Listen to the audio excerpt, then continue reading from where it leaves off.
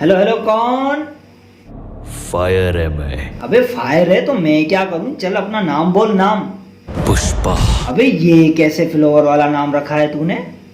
का नाम सुन के फ्लावर समझे क्या? नहीं, मैं तो अल्लू अर्जुन समझा।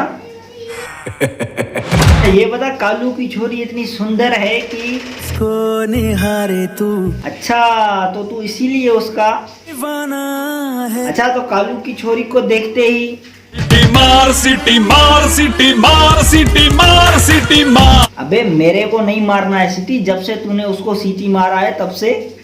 सारा जमाना है मेरे पीछे। वैसे कालू की छोरी का नाम क्या है?